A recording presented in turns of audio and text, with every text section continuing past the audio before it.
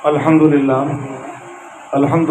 رب العالمین والصلاة والسلام علی رسول الامین۔ اعوذ باللہ من الشیطان الرجیم، بسم اللہ الرحمن الرحیم۔ اقرأ باسم ربک الذی خلق، خلق الانسان من علق، اقرأ وربک الاکرم الذی علم بالقلم۔ صدق اللہ مولانا العظیم وصدق رسولہ النبی الکریم۔ انتہائی قابل احترام ہمارے سینئر تنظیم اساتذہ کے ریٹائرڈ ارکان، جن میں سے ایک نے کہا کہ میں 27 سال پہلے ریٹائر ہوا ہوں اور دوسرے نے کہا کہ میں 17 سال پہلے ریٹائر ہوا ہوں، تو گویا کہ ایک تاریخ ہمارے سامنے ہے اور تاریخ کے مختلف گوشوں سے یہ ہمارے سینئر اور یہ ہمارے بزرگ ہمیں آشکار کرتے رہے، آشنا کرتے رہے، سلسلوں کو جوڑتے رہے۔ یہاں جو موضوعات چھڑے ہیں ان موضوعات میں سے اگر کسی بھی موضوع کو ہم لوگ اٹھا لیں تو ایک بڑی تفصیلی گفتگو کی ضرورت رہتی ہے، اور مجھے معلوم ہے کہ بہت تاہٹ موجود ہے، لوگ یہاں پر کافی دیر سے بیٹھے ہوئے ہیں اور میرے لیے سوچنا مشکل ہے کہ میں کس چیز پر بات کروں۔ جب میں سانگھڑ آتا ہوں تو مجھے سانگھڑ تاریخ کے گوشوں میں، دریچوں میں اور ماضی کے اندر لے کر چلا جاتا ہے، اور مجھے معلوم ہے کہ یہ سانگھڑ وہ علاقہ ہے کہ جہاں پر برہمان آباد موجود ہوا کرتا تھا، کہ جہاں راجہ داہر کا بیٹا حکمران تھا، اور یہ چونکہ بالکل سندھ کا وسط تھا اور وسطی حکومت کو جب شکست ہوئی تو باقی جو آخری راجہ داہر کا تخت بچا تھا اروڑ میں، اس کو شکست دینا محمد بن قاسم کے لیے مشکل نہیں تھا۔ راجہ داہر کی حکومت کا فیصلہ سانگھڑ میں ہو چکا تھا اور اس کا برہمان آباد نہیں سندھ کے اندر موجود تھا۔ ایک دور کا خاتمہ، برہمان آباد کا خاتمہ اور منصورہ کا آغاز، اسلامی دور کا آغاز اسی سانگھڑ سے ہوا، اور پھر تاریخ کے درجوں میں اور گوشوں میں اور ماضی کے جھلکیاں پا کے جب بندہ دیکھتا ہے، گوشوں میں جا کے دیکھتا ہے، تو پھر ایک اور تاریخی حقیقت ہمارے سامنے آتی ہے کہ جب انگریز سندھ کے اندر داخل ہوا ہے اور انگریز نے سندھ کے اندر میانی اور دبوں کی جنگیں ہم نے سنی ہیں، بڑی جنگیں ہوئی تھیں میروں اور مسلمانوں اور عیسائیوں کے درمیان، انگریزوں اور سندھ کے حکمرانوں کے درمیان، اور دونوں میں مسلمانوں کو شکست ہوئی۔ لیکن ہم تاریخ کے ابواب کو بھول جاتے ہیں، ہم یہ نہیں جانتے، آج تاریخ میں بہت کم لوگ جانتے ہیں کہ سندھ کی سرزمین وہ سرزمین ہے کہ جس نے انگریز سے اس شکست کے بعد بھی شکست تسلیم نہیں کی تھی۔ باقی خطے اگر شکست کھا گئے تو شکست کے بعد انہوں نے دوبارہ عروج، دوبارہ غلبہ حاصل کرنے کی جدوجہد نہیں کی، لیکن سندھ نے 3 سال تک مسلسل گوریلا جنگ کی انگریز کو قبول نہیں کیا، اور وہ جو سندھ کی اس بقا کی جنگ کا مرکز تھا وہ ابوپور کا ایک گاؤں تھا، ایک علاقہ تھا جہاں پر میر شیر محمد تالپور میں خاص تھے اور نواب احمد خان لغاری سردار تھے لغاری قبیلے کے اور میروں کے وزیر اعظم تھے۔ یہ دونوں دبے کی جنگ سے فارغ ہو کر شکست کھا کر وہاں سے واپس پلٹے تھے اور اپنے بقایا لشکر کو لے کر ابوپور میں آئے تھے، اور یہیں قیام کر کے دونوں نے فیصلہ کیا تھا کہ ہمیں گوریلا جنگ کرنی ہے، اور اس گوریلا جنگ کا تسلسل 3 سال تک جاری رہا۔ سندھ کو 2 حصوں میں تقسیم کیا گیا۔ یہ جو سندھ دریائے سندھ کا بائیں جانب کا علاقہ ہے، میر شیر محمد اس علاقے میں جنگ کرتا ہوا پیچھے ہٹ رہا تھا، اور نواب سردار احمد خان لغاری دریا کے اس طرف دائیں ہاتھ کا علاقہ، وہاں سے جنگیں کرتا ہوا، گوریلا جنگ کرتا ہوا پیچھے چلتا رہا۔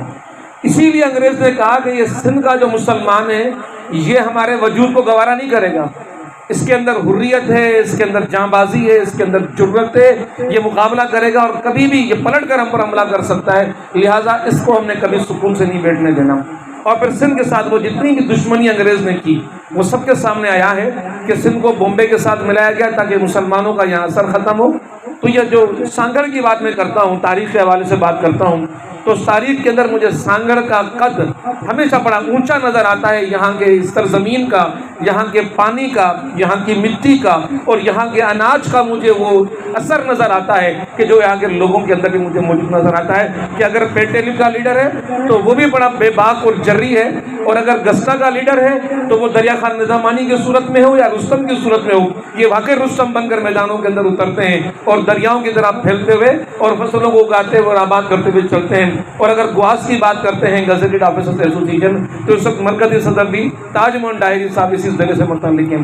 اسی طرح تنظیم اساتذہ کی بات کرتے ہیں تو تنظیم اساتذہ کے اندر اگر ہم تنظیم اساتذہ سندھ کی تاریخ لکھنا چاہیں گے تو ہم ٹنڈو آدم کو کبھی فراموش نہیں کر سکتے کہ سرزمین وہی ہے کہ جہاں برہمن آباد کا خاتمہ ہو رہا ہے، سرزمین وہی ہے کہ جہاں منصورہ کا آغاز ہو رہا ہے، سرزمین وہی ہے کہ جہاں انگریز کے خلاف گوریلا جنگ کا آغاز ہو رہا ہے، اس کا فیصلہ ہو رہا ہے، اور سندھ کے وہ جوان، وہ جدوجہد کرنے والے، وہ غیرت مند بیٹے میر شیر محمد طاہرپور اور نواب سردار احمد خان 3 سال مسلسل انگریز کے خلاف اس سندھ کی سرزمین پر گوریلا جنگیں لڑتے ہوئے بالآخر پسپا ہوتے ہیں، وہ رنجیت سنگھ کے پاس چلے جاتے ہیں میر شیر محمد اور نواب سردار احمد خان لغاری صاحب، یہ اپنے چوٹی چلے جاتے ہیں جہاں پر چوٹی زیری پہ لغاریوں کا بہت بڑا قبیلہ آباد تھا کہ وہاں سے کوئی کمک مل سکے، شکست تسلیم کرنے کے لیے تیار نہیں تھے۔ تو اس سرزمین کا بڑا رول ہے، اس مٹی کے پانی کے اندر جرت اور غیرت اور بے باکی ہے، اور اسی کا پورا آپ کے سامنے یہاں پر تذکرہ ہوتا رہا۔ عبد الکریم شیخ آئے تو وہی باتیں کرتے رہے، لکھا ڈنو صاحب آئے تو وہی باتیں کرتے رہے، رفیق صاحب آئے تو وہی باتیں کریں۔ آپ جس بندے کو اس سرزمین کو اٹھا لیں گے تو آپ کو اس کے اندر ایک جرت نظر آئے گی، ایک بے باکی نظر آئے گی۔ لیکن ایک بات اور میں آپ کے سامنے کرنا چاہوں گا کہ ایک تسلسل ہوتا ہے نظریات کا اور فکروں کا تسلسل بھی ہوتا ہے۔ یہاں پر 2 طرح کی تنظیمیں موجود ہیں۔ ایک تنظیم وہ موجود ہے کہ جو دنیا کے اندر، اس ملک کے اندر، اس سندھ کے اندر کچھ لوگوں کے حقوق کے تحفظ کی جدوجہد کرتی ہے کہ ان کے ساتھ زیادتی نہ ہو، افسر شاہی، نوکر شاہی ان کے اوپر مظالم نہ کرے، ان کے حقوق کو غصب نہ کرے۔ حقوق کی جنگ کی بنیاد کے پر تنظیمیں بنتی ہیں، یہ گروہی تنظیمیں ہوتی ہیں۔ ان کا نظریہ یہ ہوتا ہے کہ ہمیں استحصال سے بچانا ہے، ہمیں افسران کے رویوں سے بچانا ہے، لوگوں کو، اپنے ممبروں کو اپنے چلو میں لے کر، قوت بنا کر، تاکہ ان کے ساتھ کوئی استحصال نہ ہو سکے۔ یہ تنظیم اساتذہ کے دائرے سے الگ تنظیمیں ہیں، چونکہ تنظیم اساتذہ کا نظریہ اور فکر بالکل مختلف ہے۔ جب دوسری تنظیموں کی ہم بات کرتے ہیں جس میں پیٹیلیف ہے، گسٹا ہے، گواس ہے، یہ ساری گروہی تنظیمیں ہیں جو اپنے ممبروں کو اس لیے اپنے گرد جمع کرتی ہیں کہ ان کا استحصال نہ ہو سکے، ان کے حق پر کوئی ڈاکہ نہ ڈال سکے۔ اس کے اندر ہر طرز فکر کا بندہ شامل ہوتا ہے، ہر نظریے کا بندہ بھی شامل ہوتا ہے۔ ان تنظیموں میں آپ کو پکے کٹر نظریاتی لوگ نظر آئیں گے، ان میں آپ کو سوشلسٹ نظر آئیں گے، ایتھیسٹ نظر آئیں گے، بریلوی نظر آئیں گے، دیوبندی نظر آئیں گے، شیعہ نظر آئیں گے۔ یہ سب تنظیموں کا، سب فکروں کا، سب سوچوں کا، سب نظریوں کا یہ مجموعہ ہے۔ فکر ایک ہے کہ استحصال نہ ہو، حق پہ ڈالا نہ ڈالا جائے، اگر کوئی میری آنکھ سے دیکھے تو گریبان سے پکڑا جائے اور اس سے اس کا حق جو اپنے ممبروں کا حق ہے وہ وصول کیا جائے۔ یہ گروہی تنظیمیں کہلاتی ہیں۔ لیکن آج جس اسٹیج پر میں کھڑا ہوا ہوں، یہ اسٹیج کسی گروہی تنظیم کے لیے، کسی گروہ کے حقوق کے تحفظ کے لیے نہیں جمع ہوا۔ یہ تنظیم اساتذہ کا ایک فورم ہے اور اس کا ایک پلیٹ فارم ہے، اور اس پلیٹ فارم سے کھڑے ہو کر مجھے بات کرنے کے لیے کہا گیا تو میں نے فوراً ماضی کے جھڑپوں میں جھانک کر دیکھا، اور پھر میں نے فوراً گوگل پر اسکرول کیا اور تنظیم اساتذہ کی میں نے تاریخ پڑھنا چاہی تو مجھے معلوم ہوا کہ 16 اکتوبر، یہ اکتوبر کا مہینہ چل رہا ہے، 16 اکتوبر 1969 میں اس تنظیم کی طاق بیٹھ ڈلی۔ گویا کہ آج اس سالگرہ کا مہینہ بھی ہے اسی تنظیم کا، اس کی تاسیس کا مہینہ بھی ہے اس تنظیم کا۔ اور وہاں پر جب میں نے اس کے نصب العین کو پڑھا تو نصب العین میں یہ لکھا ہوا کہ قرآن و سنت کی روشنی میں کردار، انسان کی کردار سازی کے ذریعے اللہ کی رضا کو حاصل کرنا۔ اب معاملہ تو چلا گیا اللہ کی رضا کی طرف، اور رب کی رضا تو جنتیں ہوتی ہیں، رب کی رضا تو نعمتیں ہوتی ہیں، رب کی رضا تو اس کے غضب سے بچنا ہوتا ہے، اور میدان حشر کے اندر اس کی طرف سے، رب کائنات کی طرف سے انسان کے لیے نجات کا اعلان ہوتا ہے۔ لیکن جب بات اللہ اور اس کے رسول کی جا رہی ہو تو پھر رسول کی شفاعت کا معاملہ بھی آ جاتا ہے۔ تو معلوم یہ ہوتا ہے کہ تنظیم اساتذہ ایک گروہی تنظیم نہیں ہے، یہ ایک نظریاتی تنظیم ہے، ایک فکری تنظیم ہے، ایک سوچ میں ڈھلے ہوئے کرداروں کے حامل لوگوں کی تنظیم ہے۔ تو پھر یہاں یہ بتانے کی ضرورت نہیں رہتی ہم لوگوں کو کہ اس تنظیم کے لوگوں کا کردار کیا ہوتا ہے۔ اگر نصب العین یہ ہے تو کردار کے اندر سچائی ہونی چاہیے، اگر نصب العین یہ ہے تو کردار کے اندر کھراپن ہونا چاہیے، اگر نصب العین یہ ہے تو پھر امانت داری ہونی چاہیے، اگر نصب العین یہ ہے تو ڈیوٹی سے سچائی ہونی چاہیے۔ یہ تمام آپ جو نکات لگائیں گے، تمام جو آپ خصوصیات بتائیں گے، اگر ان خصوصیات کا حامل کو فرد نہیں ہے تو وہ اس تنظیم کا رکن نہیں بن سکتا، اور یہ تنظیم اس کو اپنا رکن بناتی بھی نہیں ہے۔ لیکن معاملہ یہ ہے کہ یہ بات دیکھ کر مجھے بڑی حیرت ہوئی ہے کہ بڑے سینئر ہمارے ساتھی یہاں پر موجود ہیں کہ جن لوگوں نے یہ نصب العین پڑھا تھا، نصب العین یہ پڑھا تھا جو ہے کہ اس تنظیم کا نصب العین یہ کہ اللہ اور اس کے رسول کی ہدایات کی روشنی کے اندر انسانی زندگی کی تعمیر۔ تو یہ کام تو مرتے دم کا کام ہے، یہ کام تو ریٹائرمنٹ کے ساتھ ختم ہونے والا کام نہیں ہے۔ اس نصب العین کا تعلق تو سانس کی آخری ہچکی تک موجود ہے۔ تو پھر میں سوال کرتا ہوں اپنے سینئر ساتھیوں سے کہ یہ نصب العین اگر آپ نے اٹھایا تھا اور پڑھا تھا تو اس نصب العین کی اس پاسداری کے لیے آپ کو تا دم میں مرگ زندگی کی آخری سانس تک آپ کو اس نصب العین کو اپنے ساتھ جاری رکھنا چاہیے تھا۔ اس کردار سازی کے معاملے کو، اس نظریاتی سوچ کو پروان چڑھانے کے لیے اساتذہ کی صفوں میں شامل ہو کر ان کو اللہ رب العالمین کی طرف بلانے اور ان کو جوڑنے کا کام کرنا چاہیے تھا۔ اور جو ایمان کے بعد سب سے پہلا تقاضا قرآن نے کیا ہے انسان کے ساتھ، جو میں نے آیتیں آپ کے سامنے پڑھی، اقرا بسم ربک الذی خلق خلق الانسان من علق اقرا وربک الاکرم الذی علم بالقلم، پہلی وہی اللہ کا تعارف، دوسری وہی اللہ رب العالمین کی طرف سے یہ پیغام کہ اپنے کردار کو بناؤ، اپنی شخصیت کو بناؤ، اپنی سوچوں کو صحیح رخ پر پروان چڑھاؤ۔ سورہ مزمل پڑھ کے دیکھ لیں، اصلاح کی پوری سورہ ہے کہ اپنے نفس کی تزکیہ کیسے کرو، اپنی تذکیر کیسے کرو، اپنے آپ کو اپنے رب سے جوڑنے کے لیے، اس بڑے کام کے لیے کہ جو رب نے حوالے کیا ہوا ہے کہ گمراہ انسانیت کو اللہ رب العالمین کی طرف بلانا یہ معمولی کام نہیں ہے۔ یہ کام کرنے کے لیے خصوصی تربیت کی ضرورت ہے۔ اسی حوالے سے شاہ عبداللطیف بھٹائی نے بھی اسی تربیت کی بات کی ہے۔ انجا تو منجھا ککھ چٹے رت نکرے منہ میں محبوب بنجا کی جلی نے کھا سو تو کجاڑا سکن جو صدوں کری۔ یہ تو بہت بڑا کام ہے اور تو اتنا نازک ہے کہ شیطان ایک تنکا آگے تجھے چبھو دیتا ہے، ایک تجھے جو لغویات ہوتی ہیں، جو نفس کی مرغوبات ہوتی ہیں وہ تیرے قریب آتی ہے تو بھٹک جاتا ہے۔ ان راہوں پہ چلنے والے تو بڑے مضبوط لوگ ہوتے ہیں، اس کے لیے اپنے آپ کو تیار کر۔ انجا تو منجا ککھ چٹے رت نکرے منہ میں محبوب بنجا کی جلی نے کہا۔ یہ دنیا اپنی طرف تجھے بلائے گی، محبوب بن کر بلائے گی، خدا کے راستے سے دور کرنے کی کوشش کرے گی، اور جب ایسا کام کرے گی تو پتا تو اتنا کمزور ہے، تو کس طرح اس کا مقابلہ کرے گا۔ سوتو کھجاڑا سکن جو صدوں کری، تو اتنا کمزور اور باتیں کرتا ہے تو عشق کی، تو باتیں کرتا ہے محبتوں کی، تو باتیں کرتا ہے رب سے جڑنے کی، تو باتیں کرتا ہے رب کی رضا کی۔ اگر رب کی رضا کی تو باتیں کرتا ہے تو پہلے اپنے آپ کو تیار کر، اپنے آپ کو مضبوط کر، اپنے اندر استحکام پیدا کر، اپنے کردار کی پختگی کو پیدا کر، اپنے عزم اور ولولے اور ہوش کے اندر اپنے آپ کو رکھتے ہوئے اپنی منزل پر نگاہیں جما کر منزل کی طرف چلنے کی جستجو کا تو اعلان کر۔ اگر تو یہ اعلان کرے گا، اگر ان باتوں کو تو سمجھ پائے گا تو پھر تو ان راہوں پر چلنے کا حق ادا کر سکے گا۔ اور پھر ان راہوں پر چلنے کا حق کیسے ادا ہوتا ہے یہ بھی شاہ عبداللطیف بھٹائی ہمیں سمجھاتا ہے کہ سیارے صحرات میں جا گھرے وسندے می ہلو تو پچھوں تے سونی کھاں جا کر جانے نی جن کے راتوں نی مہیاری من میں ایک عشق ہے، ایک محبت ہے، ایک نصب العین، ایک سوچ اور ایک فکر ہے، ایک وابستگی اور ایک تعلق ہے جو سہنی نے قائم کیا، اور ایک تعلق ہے وہ جو تو نے قائم کیا۔ تنظیم اساتذہ کا میں رکن بنا ہوں، نصب العین میں نے پڑھ لیا ہے کہ میں اللہ اور اس کے رسول کی ہدایت کی روشنی میں انسان کی زندگی کی تعمیر کروں گا۔ یہ تو نے سوچا ہے۔ شاہ عبداللطیف بھٹائی کہتا ہے کہ سوچ سہنی نے کیا سوچا تھا۔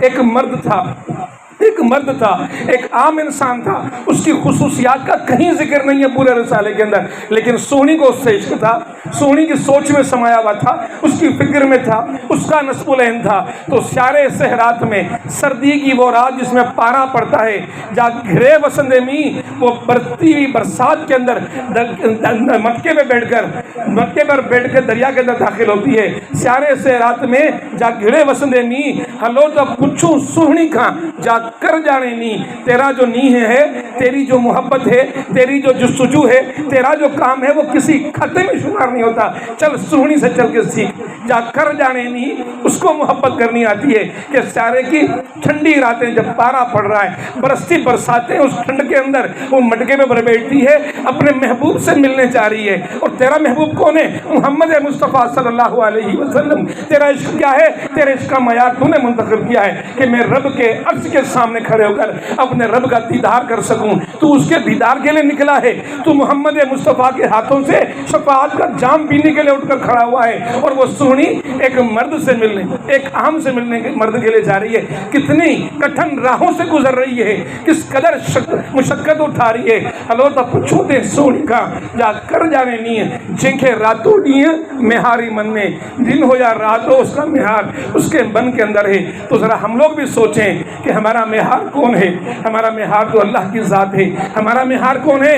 ہمارا معیار تو محمد مصطفیٰ صلی اللہ علیہ وسلم ہے. لیکن یہ کیا معاملہ ہے، ہمیں تو معیار من میں ہے ہی نہیں.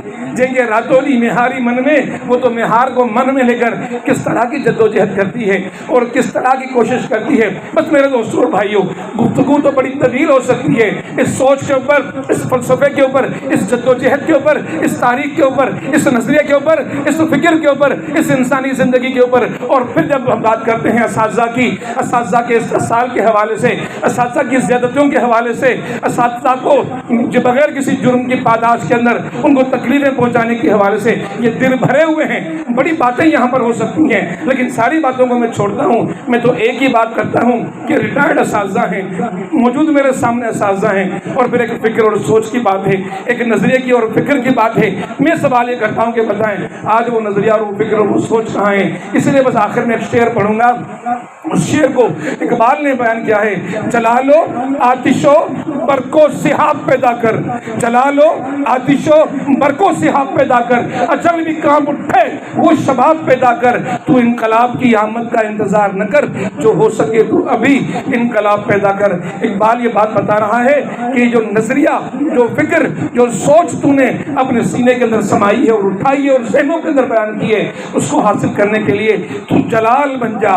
تیرا جلال ایسا ہونا چاہیے کہ کام اٹھے سرزمین کی ساری مخلوقات. تو جلال بن جا. جلالو آتشو برقو سحاب. اس طرح تشبیہات کو دیکھیں، اقبال کیسی تشبیہات ہے. یہ برق کا گرنا، برق کا یہ جو برساتوں کے موسم میں یہ جو برق گرتی ہے اس کی شدت دیکھیں کیسی ہوتی ہے.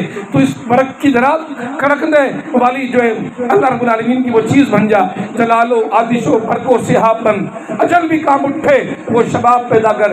تو انقلاب کی آمد کا انتظار نہ کر، جو ہو سکے تو ابھی انقلاب پیدا کر. میں اپنے تمام بزرگ سینئر یہاں پر ریٹائرڈ دوست موجود ہیں اور جو موجود لوگ موجود ہیں، میں ان سے یہ بات کرنا چاہتا ہوں، میں ان سے گزارش کرنا چاہتا ہوں، جو نظریہ اور فکر آپ لوگوں نے لیا ہے وہ سورہ مدثر کی آیات کی روشنی میں دیکھ لیں کہ قم وانذر. دو کام کرنے کے لیے خدا نے کہا: پہلا تعارف، دوسرا تذکیر، اپنے آپ کو بنانا، سنبھالنا، نکھارنا، تیار کرنا بڑے امتحان کے لیے، اور پھر اس کے لیے جدوجہد کے راستے خدا نے متعین کر دیے قرآن پاک کے اندر. قم یعنی کہ کھڑے ہو جاؤ.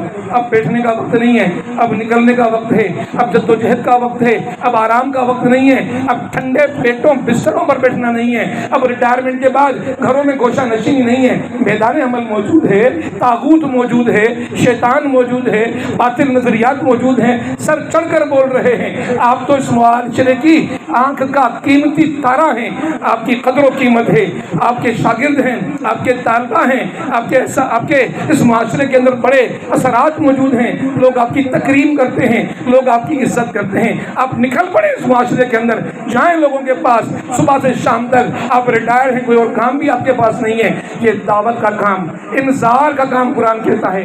بات ذرا یاد رکھیے گا، اللہ کا تعارف پہلا کام، اللہ کے تعارف کے بعد اپنی تذکیر دوسرا کام، تیسرا کام کھڑے ہو جائیے، نکل پڑیے، خدا کے دین کو خدا کی زمین پر قائم کیجیے. اور تیسرا کام قم فانذر، خبردار کرو، ڈراؤ جہنم کی راہوں کی طرف چلنے والے ان گروہوں کو کمروں سے پکڑ پکڑ کر جنتوں کے راستوں کی طرف لے کر آنے والا کام کرو. تو بس میری یہی گزارش ہے کہ یہ جو مشن اٹھایا تھا، یہ جو نظریہ اٹھایا تھا، یہ جو سوچ اپنائی تھی، یہ جو فکر اختیار کی تھی، اس نظریے کے لیے یہ زندگی بھر کا نظریہ ہے، یہ زندگی بھر کی سوچ ہے، یہ زندگی بھر کی فکر ہے. اس کو ترک مت کیجیے، اس کو اختیار کیجیے، نکل پڑیے، سب تک دعوت پہنچائیے. سب کو اپنے اس دعوت کے دامن میں، اس کے چلو میں لے کر چلنے کی ضرورت ہے. بس اللہ تعالی ہم سب کو اس دعوت کے لیے جدوجہد کرنے کی توفیق عطا فرمائے. اقول قولی ھذا استغفر اللہ لی ولکم ولسائر المسلمین فاستغفروہ انہ هو الغفور الرحیم.